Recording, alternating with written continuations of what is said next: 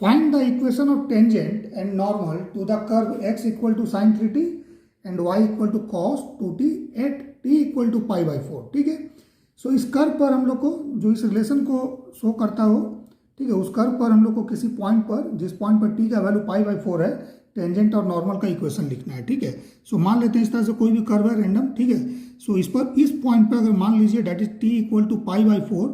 ठीक है, हम लोगों को टेंजेंट निकालना है. So this is the tangent. ठीक है, ये टेंजेंट और नॉर्मल, सो ये नॉर्मल होगा. ठीक है, दोनों के बीच 90 डिग्री का एंगल होगा. ठीक है, सो इस नॉर्मल और टेंजेंट का इक्वेशन हम लोगों को निकालना है. ठीक है ना.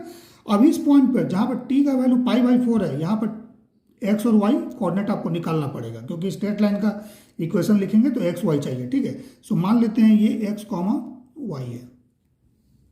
ठीक है, सो सबसे पहले इस कोऑर्डिनेट को निकाल लीजिए.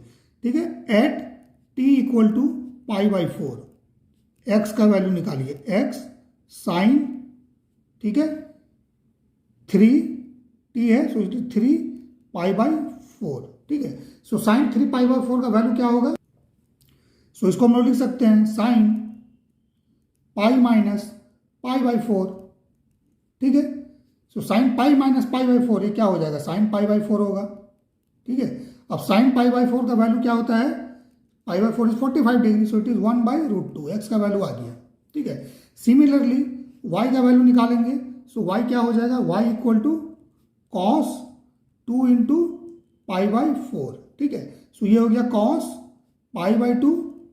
Cos pi by 2, cos 90 degree क्या होगा? 0 होगा. सो डैट मीन्स वाई हमारे पास आ गया 0. ठीक है, सो इस पॉइंट का coordinate, let's say this is P. So P क्या हो जाएगा? P is x comma y. So coordinate हमारे पास पी का आ गया 1 बाई रूट 2 कॉमा 0.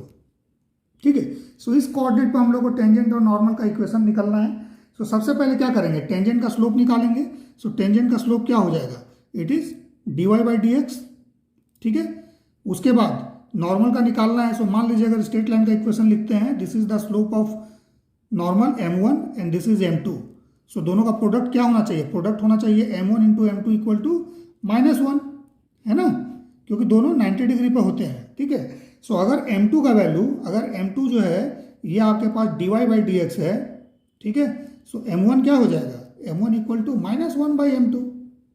ठीक है, so that means it is -1 by d y by d x. ठीक है, सो सबसे पहला काम करना है d y by d x निकालना है. सो कैसे निकलेगा? इसको डिफ्रेंशिएट कीजिए विथ रिस्पेक्ट टू टी, इसको भी डिफ्रेंशिएट कीजिए विथ रिस्पेक्ट टू टी. यहाँ से d x by d t, यहाँ से d y by d t निकालिए. ठीक है, so d x by d t क्या हो जाएगा हमारे पास? साइन 3t को डिफ्रेंशिएट करेंगे, कॉस 3t आएगा. देन इन साइड 3t है, इसको भी डिफ्रेंशिएट करेंगे, सो 3 आ जाएगा. ठीक है, देन फिर d y by d t निकालेंगे. सो कॉस 2t का डिफ्रेंशिएशन माइनस साइन 2t होगा, और 2t का डिफ्रेंशिएशन क्या हो जाएगा? 2 हो जाएगा. सो दिस इज, सो हम लोग को क्या चाहिए? D y by d x चाहिए ना. So d y by d x अगर निकालना है, so this is equal to d y by d t divide by d x by d t. ठीक है, सो क्या करेंगे अब हम लोग? डिवाइड कर देंगे. So d y by d x निकालते हैं. ठीक है, so this is equal to -2 sine 2t divide by 3 cos 3t. ठीक है, सो स्लोप कहाँ पर चाहिए हम लोग? स्लोप को इस पॉइंट पर चाहिए. पॉइंट तो बहुत है, बट उस पॉइंट पे चाहिए जहां पर टी का वैल्यू पाई बाई 4 है. ठीक है, so d y by d x at t equal to pi by 4 लिखने का तरीका है ये. So that is equal to what? -2 sine 2 t का value pi by 4 divide by cos 3 cos 3 t का वैल्यू पाई बाई 4. ठीक है, इस तरह से हो गया. सो अब इस वैल्यू को हम लोगों को कैलकुलेट करना है. ठीक है, कैसे कैलकुलेट करेंगे? ये 3 पाई बाई 4 है. सो 3 पाई बाई 4 को अगर हम लोग क्या लिख सकते हैं? देखिए कॉस 3 पाई बाई 4, इसको हम लोग आगे लिख सकते हैं cos pi minus pi by 4. 3 by 4 आएगा ना. ठीक है, क्लियर है? अब कॉस इस ये जो वैल्यू है ये क्या होगा? माइनस कॉस पाई बाई 4, है ना, क्योंकि ये जो वैल्यू है ये सेकेंड क्वाड्रेंट में जा रहा है. और सेकेंड क्वाड्रेंट में इस तरह से देखिएगा.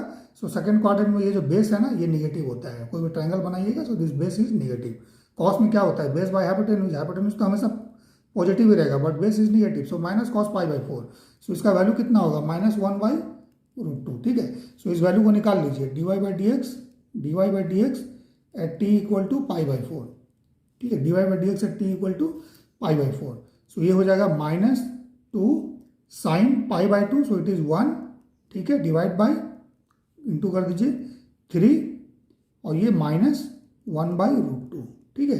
सो minus minus cancel out, so बचा क्या हमारे पास, देखिए √2 से ऊपर चला गया, 2√2 डिवाइड बाई 3, ठीक है ना। ये स्लोप आ गया, slope of tangent, slope of tangent, ठीक है। सो स्लोप ऑफ नॉर्मल निकाल लो, स्लोप ऑफ नॉर्मल, नॉर्मल क्या हो जाएगा, इट इज, देखिए हमने यहाँ फॉर्मूला लिख दिया है, so negative this one, so equal to minus, अब इससे डिवाइड करेंगे सो 3 ऊपर चला जाएगा बाई 2√2। सो ये स्लोप हो गया नॉर्मल का, ठीक है। सो सबसे पहले क्या करना है, इक्वेशन ऑफ टेंजेंट, ठीक है, किस पॉइंट पर, इस पॉइंट पर, है ना। सो क्या लिखेंगे, y minus this coordinate 0 equal to slope of tangent, है ना, इस तरह से होगा ना equation, y minus y1 equal to slope m x minus x1, यही फॉर्मूला होगा। टेंजेंट है तो टेंजेंट का स्लोप, नॉर्मल है तो नॉर्मल का स्लोप, ठीक है। सो y माइनस 0, ठीक है ना, पॉइंट है 0 1/√2 इक्वल टू टेंजेंट का स्लोप, सो टेंजेंट का स्लोप हमारे पास आ गया 2√2/3 देन x माइनस 1/√2, ये आ गया।